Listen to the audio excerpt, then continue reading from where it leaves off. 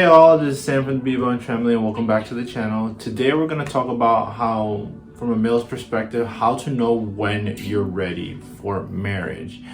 I'm going to cover some of the tips that I've gone over and reflected on over the years and a possible resource for you to have so you can put that into your toolbox. Joining us is Anna, right? She's having one of her days where she wants to sit with me. So number one, be an active listener. What does that look like? So being an active listener is not just listening to respond, like we're just having a conversation. It's just for like a yes or no, yes or no. It's literally giving someone your undivided attention. So to be a successful partner, over the years, I've been able to reflect that if you're just listening to respond, you're asking to be inconsistent and not be heard for yourself when things are important to you. So being an active listener is very important, especially when it's something that your partner really needs from you. So what does that look like? So if your partner is telling you that they need a weekend of deep relaxation and stress-free between the both of you, you make sure that you're listening and you set up that weekend so that way there's no interruptions. Whether that means finding a babysitter, making sure you book out certain date night, like certain events, or just literally block off the weekend and have certain activities all ready for you to do if you're gonna do like a staycation kind of thing with no interruptions. Shut off your phones, do whatever it is to make it like a media blackout. That'll definitely help you in the long run. If that's an example of being an active listener. Or like if another example would be if your partner is trying to explain something that's bothering them, whether it's an insecurity issue, actually ask why that is. Why does it bother them? And how could you help to better help them with the issue? What can you do around the house or with them to help them deal and manage appropriately? Because at the end they have to deal with it on their own, but you're also there to support because you're trying to be a unit, trying to build your family in this particular way. Tip number two, that goes hand in one hand what I just said, right? Being supportive, right? Being supportive of whatever that might be. It could be a dream that they might be following. So for example, if your partner wants you to support them in the pursuit of being an actor or an actress, right? Being supportive in that way is help them find listings for auditions, give them acting lessons, pay for acting lessons, books, videos, all these different things that'll help to show that you are actually behind them and them trying to pursue their dreams. And and what that looks like for you in your own house is in your own way. So, but definitely, and even when they get their first gigs, go to the shows, be supportive, be their cheerleader. That's what you're there for.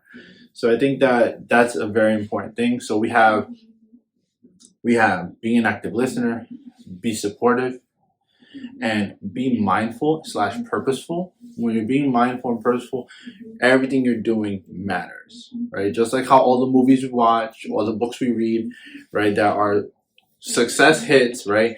Everything that is said on screen, everything that's put on paper, it is for a reason or for a purpose. So it's deliberate, it's for a reason. So that's why you need to figure out, make sure that when you're being mindful, be for it. So if you're going to give a gift, make sure that there's a reason behind that. You were being an active listener. Remember what I said in the beginning? Being active in what you're like, they probably picked up something at the store or being observant, being a part of that. That's all tells you that you're ready for marriage. Another piece that I would recommend is definitely if you are at the point where yes, you put yourself first, but you're able to put someone else before you, right? Then you are definitely ready for marriage because that's the love that you have right there that you can't change. You're ready to put someone first, and you're ready to make sure that they're first and go through whatever it is that you want to go through with them. All those roller coasters, all those potential dreams that they have, the struggles, that's how you know if you're willing to put them first, and also then work on yourself, or and make sure that you are also in your place as well, because you both need to be able to put each other first, and also make sure that you put that always matters. Yeah, thank you. um and then the last one I would recommend is definitely definitely would be I don't want to say risk taking, because risk taking kind of puts it like in too many different categories. But I guess, I mean, this might fall into supportive again. But like, let's say they want to do a particular activity you're not very fond of. Let's just say I don't like parasailing. I do like parasailing, but let's say I don't like parasailing, but Justine really loves parasailing.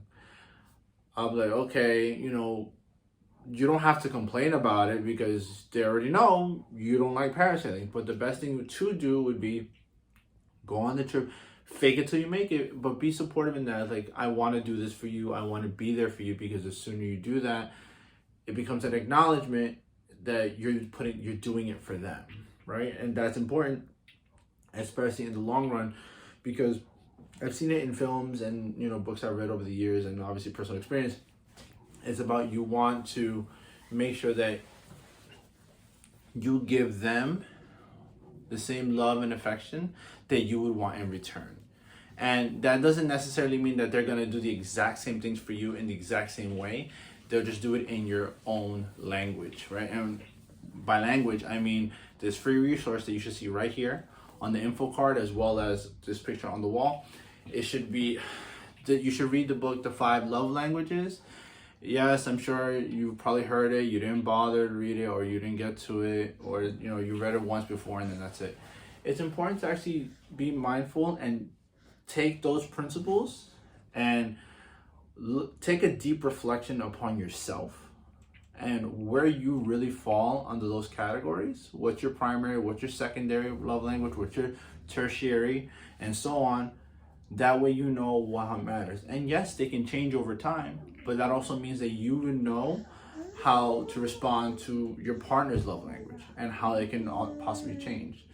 So definitely reading this book would help you in a lot of ways, and especially when it comes to communication, showing all the different types of support, providing gifts, what's the meaning or the purpose behind these things, because that way you're able to have a better outlook on what your marriage could look like and what you will see as it continues to grow, because you do grow as individuals as time moves on.